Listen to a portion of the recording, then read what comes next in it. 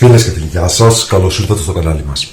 Σήμερα θα παρακολουθήσουμε τα υλικά και τη διαδικασία για να φτιάξουμε αυτήν την υπέροχη πιπερόπιτα. Είναι μια παραδοσιακή πίτα με σπιτικό φύλλο και η γέμισή της συνίσταται σε σοταρισμένα πράσα, φρέσκα κρεμμυδάκια, κρεμμύδια, πολύχρωμες πιπεριές και καλαμπόκι, τα οποία δένουν αρμονικά με πουρέ πατάτας και φυσικά τυρί. Κατά τη διάρκεια του βίντεο σας εξηγώ και την ιστήσιμη εκδοχή της.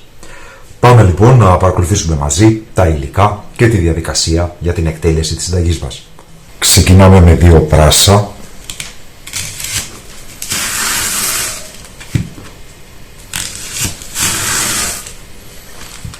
τα οποία θα τεμαχίσουμε.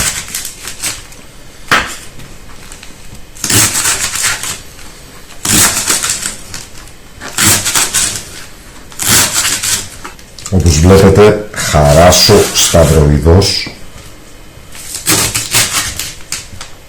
και με τον τρόπο αυτό μπορούμε πολύ εύκολα να ψιλοκόψουμε το πράσο.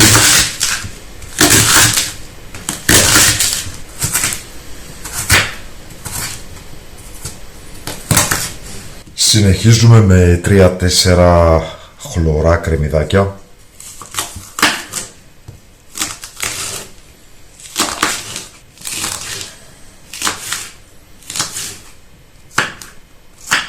Και ένα μεγάλο κρεμμύδι ξερό καθαρισμένο, το οποίο επίσης θα ψιλοκόψουμε.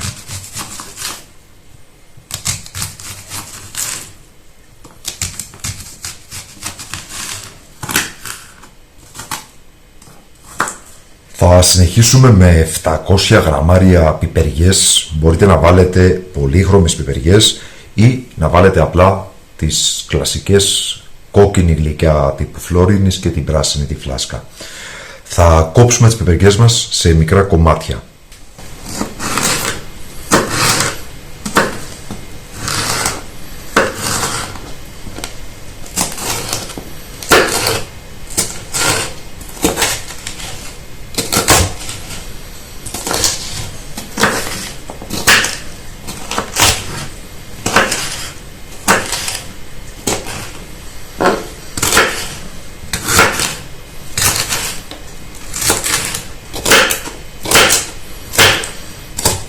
Οι πιπεριές, όπως σας είπα, είναι περίπου στα 700 γραμμάρια. Δεν υπάρχει ακριβής δοσολογία, αυτό το καθορίζετε εσείς. Μπορείτε να βάλετε από 1-2 πιπεριές μέχρι και 1 κιλό πιπεριές, ανάλογα πόσο έντονη θέλετε τη γεύση της πίτας σας.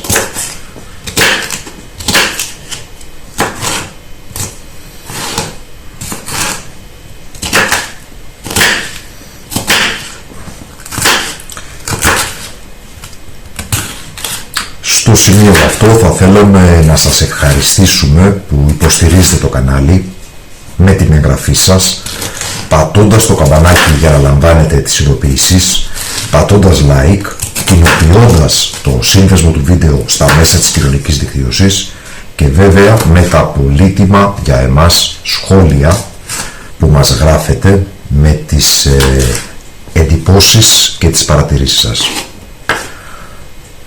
Όπως πιθανά γνωρίζετε, όταν ένα βίντεο έχει αρκετά σχόλια, τότε ο αλγόριθμος του YouTube αυτό το θεωρεί ως κάτι θετικό και προωθείται με αυτόν τον τρόπο το βίντεο περισσότερο.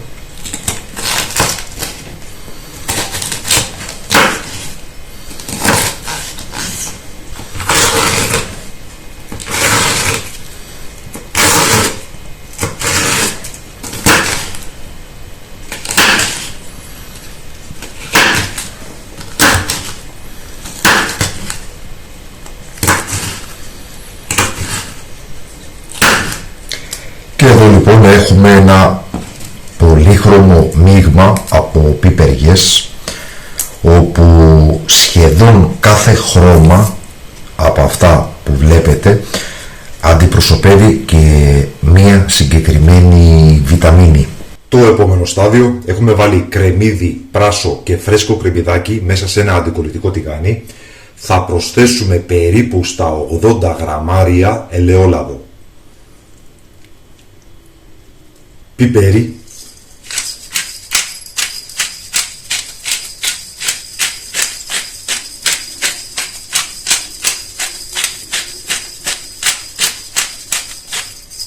αλάτι,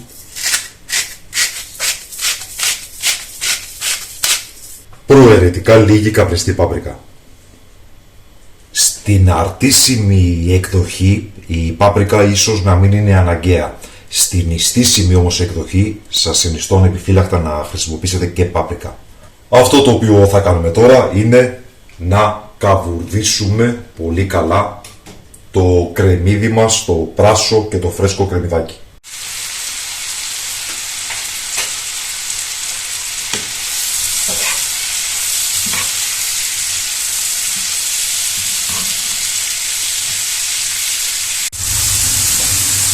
Έχουμε τσιγαρίσει κρεμμύδι, πράσο και φρέσκο κρεμμυδάκι και τώρα θα προσθέσουμε τις πιπεριές μας και θα τις αχνίσουμε για 1-2 λεπτά ώστε να χάσουν ένα μέρος της υγρασίας τους.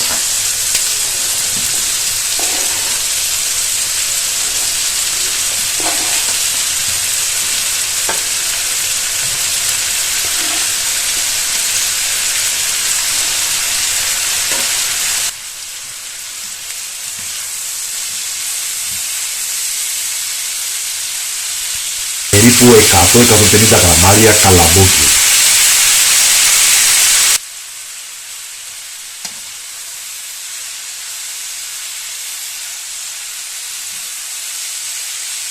Σβήνουμε την εστία και αφήνουμε το τηγάνι πάνω στη φωτιά μέχρι να σωθούν τα υγρά που έχουν βγάλει τα λαχανικά μας.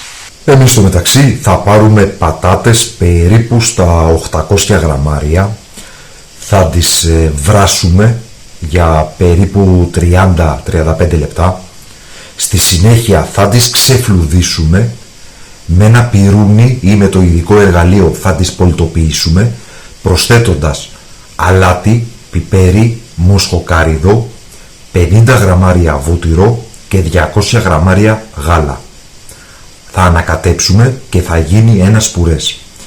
Για την ιστήσιμη εκδοχή θα αντικαταστήσετε το βούτυρο με μαργαρίνη και το γάλα με νερό. Αν δεν θέλετε να μπείτε σε αυτή τη διαδικασία, μπορείτε να χρησιμοποιήσετε μια συσκευασία νυφάδες αφεδατωμένης πατάτας. Δηλαδή αυτό που λέμε το έτοιμο μείγμα για πουρέ, το οποίο θα φτιάξετε σύμφωνα με τις οδηγίες του πακέτου. Επαναλαμβάνω, στην ιστήσιμη εκδοχή αντί για γάλα θα βάλετε νερό. Εδώ λοιπόν έχουμε το πουρέ μας, τον οποίο θα προσθέσουμε μέσα στη γέμιση.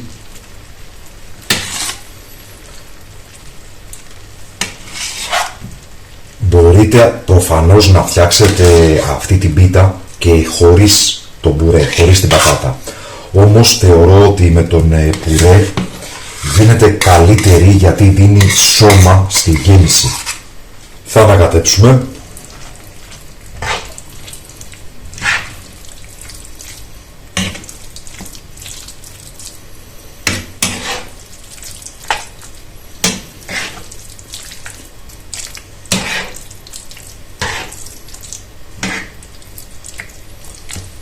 Στο σημείο αυτό θα προσθέσουμε περίπου στα 70-80 γραμμάρια τριμμένο τυρί ρεγκάτο. Αν φτιάχνετε την νηστίσιμη εκδοχή, προφανώς θα χρησιμοποιήσετε κάποιο νηστίσιμο υποκατάστατο τυριού που λιώνει ή μπορείτε και να παραλείψετε το τυρί. Και τώρα που λίγο έχει πέσει η θερμοκρασία θα προσθέσουμε το τυρί μας περίπου στα 400 γραμμάρια, μπορείτε να βάλετε λιγότερο ή περισσότερο ανάλογα με το τι σας αρέσει. Εγώ θα χρησιμοποιήσω λίγη φέτα και λίγο ανθότυρο για πιο ήπια γεύση. Εσείς μπορείτε να βάλετε μόνο ανθότυρο ή μόνο φέτα. Εννοείται ότι στην νηστίσιμη εκδοχή θα αντικαταστήσετε τα τυριά αυτά με κάποιο νηστίσιμο υποκατάστατο τυριού. Μπορείτε να βάλετε και μεγαλύτερη ποσότητα τυριού. Δηλαδή και μισό κιλό και 600 γραμμάρια, ανάλογα με το πόσο τυρί θέλετε στην πίτα σας. Και ανακατεύουμε για να ενσωματώσουμε και το τυράκι στη γέμιση. Όλα τα υλικά που έχουμε χρησιμοποιήσει, όπως είδατε, είναι ευρώσιμα χωρίς να χρειάζονται θερμική επεξεργασία. Δηλαδή, στο στάδιο αυτό μπορείτε να δοκιμάσετε την γέμιση, είναι ήδη βρώσιμη, και να δείτε αν χρειάζεται παραπάνω αλάτι ή πιπέρι ή μοσχοκάριδο. Να σας πω επίσης ότι στα μυρωδικά μπορείτε να χρησιμοποιήσετε και άνηθο.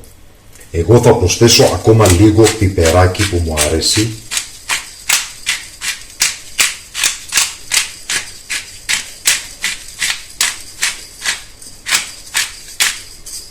Ένα γρήγορο ανακάτεμα και η γέμιση για την πίτα μας θα είναι έτοιμη. Δεν ξέρω αν προσέξατε, όταν πρόσθεσα το μπουρέ είχαν μείνει λίγα υγρά από τα λαχανικά. Δεν με ανησύχησαν όμως, γιατί αυτά θα ενσωματωθούν. Η πατάτα είχε άμυλο και έτσι λοιπόν αυτά τα υγρά σε συνδυασμό με το άμυλο της πατάτας και με τα τυριά δέσανε και μου δώσαν αυτή την υπέροχη σύσταση, όπως βλέπετε, που μπορεί πολύ εύκολα να απλωθεί πάνω στα φύλλα. Και πάμε τώρα να ετοιμάσουμε τη ζύμη για το φύλλο, για το οποίο θα χρειαστούμε 400 γραμμάρια νερό, λίγο αλάτι, μία κουταλιά της σούπας περίπου ξύδι, 80 γραμμάρια ελαιόλαδο και θα χρειαστούμε 800 γραμμάρια αλεύρι. Μπορείτε να χρησιμοποιήσετε αλεύρι για όλες τις χρήσεις, αλλά για το καλύτερο γευστικό αποτέλεσμα μπορείτε να χρησιμοποιήσετε 400 γραμμάρια σταρένιο αλεύρι για ζυμωτό ψωμί και 400 γραμμάρια αλεύρι για όλες τις χρήσεις ή αλεύρι για τσουρέκι. Αυτό που λέμε αλεύρι για μπριός θα δώσει καλύτερο αποτέλεσμα, είναι πιο πλούσιο σε γλουτένι που είναι η πρωτεΐνη των σιτηρών.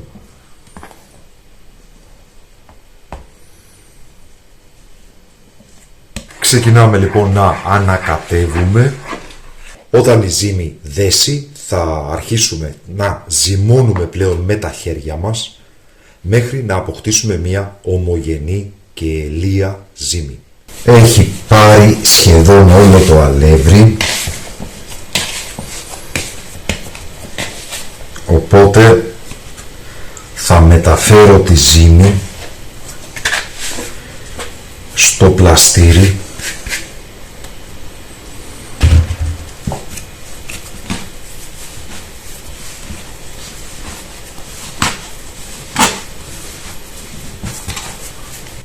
Βλέπετε πόσο μαλακή έχει γίνει, δεν ξέρω αν μπορείτε να το καταλάβετε. Είναι απίστευτα λία η ζύμη.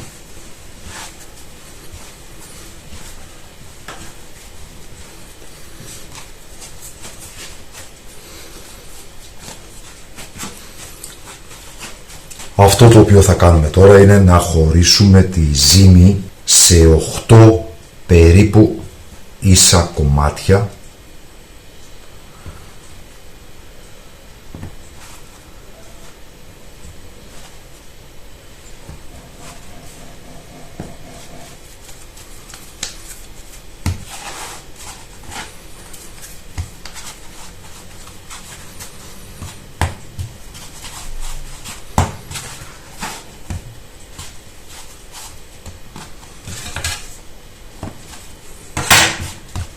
Τα οποία θα κάνουμε μπαλάκια.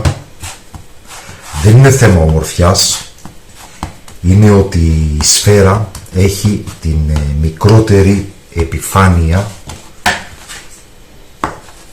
σε σχέση με όλα τα υπόλοιπα στερεά που καταλαμβάνουν τον ίδιο όγκο.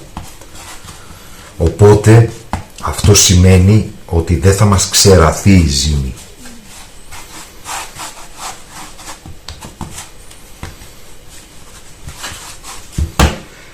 Είμαστε έτοιμοι.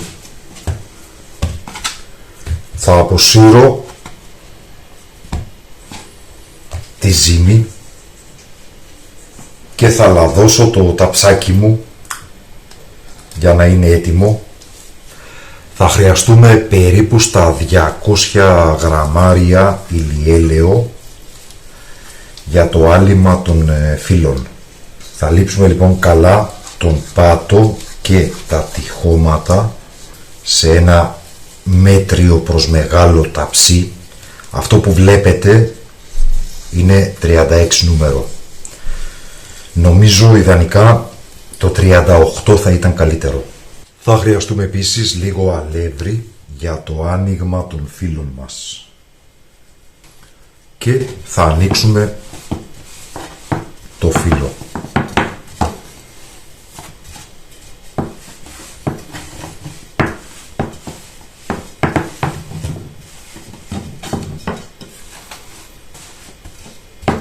Δεν χρειάζεται ιδιαίτερη δύναμη, δεν χρειάζεται να ασκείτε πίεση. Για όσους ανοίγετε για πρώτη φορά φύλλο, να μην αγχώνεστε, είναι πάρα πολύ εύκολο.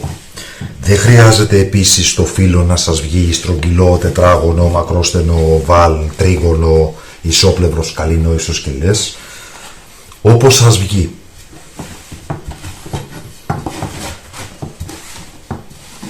Λοιπόν, αυτή εδώ είναι η μία τεχνική που βλέπετε. Ενώ η άλλη τεχνική είναι να βάλουμε εδώ λίγο αλεύρι, να τυλίξουμε λίγο εδώ το φύλλο και χωρίς καθόλου δύναμη, με αυτόν τον τρόπο μπορούμε να ανοίξουμε το φύλλο μας. Αυτή η μέθοδος δεν συνιστάται για αρχάριους στο φύλλο, γιατί θα σας κολλήσει το φύλλο. Γι' αυτό και δεν το δείχνω συχνά. Όποιοι από εσάς έχετε εμπειρία στο άνοιγμα του φύλλου, αυτό τον τρόπο το ξέρετε, δεν χρειάζεστε εμένα να σας τον δείξω. Οπότε συνεχίζω με τον απλό τρόπο.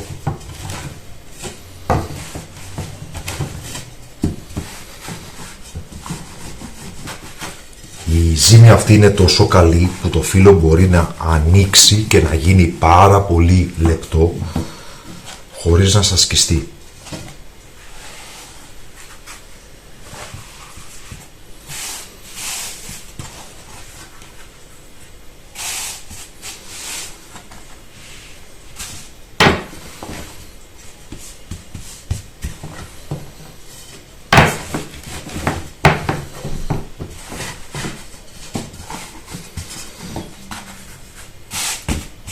Το πρώτο φύλλο είναι έτοιμο, λίγο λαδάκι, δεν το αλήφουμε με το πινέλο, το στάζουμε, το ψεκάζουμε, λίγη από τη γέμιση,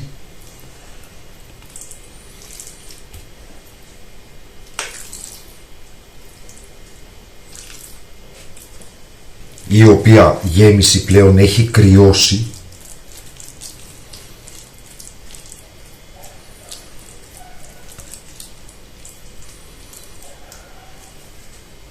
Θα τυλίξουμε εδώ σε ρολό.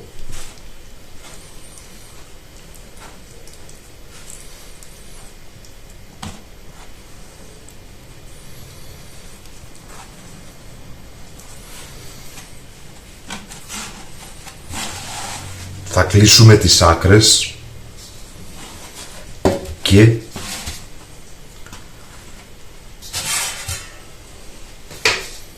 θα διπλώσουμε εδώ σαν σαλιγκάρι. Το βλέπετε.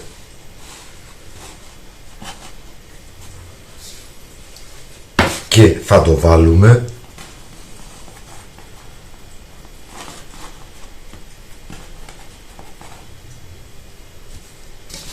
στο κέντρο του ταψιού μας, αλήφοντας εδώ τα ενδιάμεσα και το φύλλο γύρω γύρω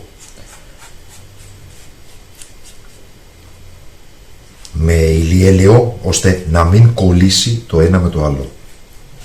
Το πρώτο λοιπόν είναι έτοιμο.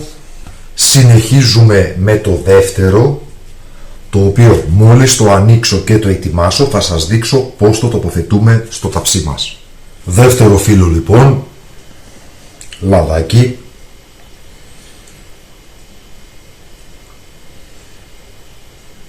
λίγη από τη γέμιση, απλώνουμε, κλείνουμε σε ρολό,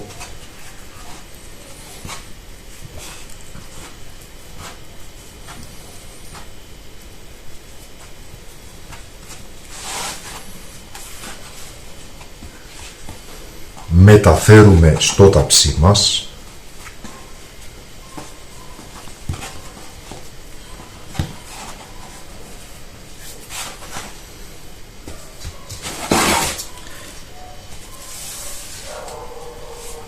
συνεχίζοντας από εδώ που είχαμε σταματήσει, όπως βλέπετε. Βλέπετε,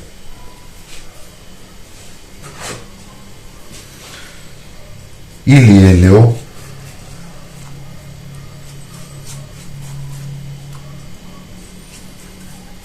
και συνεχίζουμε κατά τον ίδιο τρόπο μέχρι να τελειώσουν τα φύλλα και η γέμιση. Η πίτα μας είναι έτοιμη όπως βλέπετε και βγάλαμε και 3 ατομικές. Τι θα κάνουμε τώρα? Λίγο καθαρό νεράκι, βρέχουμε την πίτα και θα ψήσουμε στους 200 βαθμούς Κελσίου για περίπου 1 ώρα με 1 ώρα και 10 λεπτά μέχρι να πάρει ένα πολύ ωραίο ροδοκόκκινο χρώμα το φύλλο μας. Θα τα πούμε λοιπόν στη συνέχεια.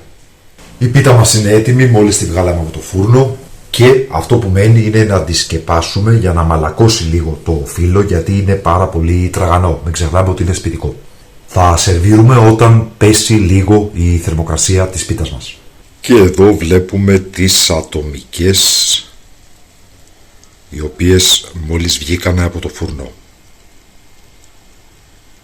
Έχει περάσει μισή ώρα, έχει πέσει αρκετά η θερμοκρασία της πίτας, οπότε πλέον μπορούμε να σερβίρουμε.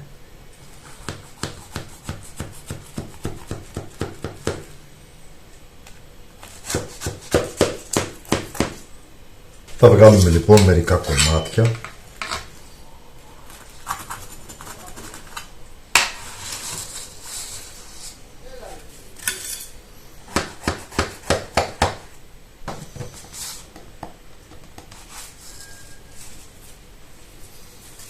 Αυτή εδώ λοιπόν είναι η πιπερόπιτα μας.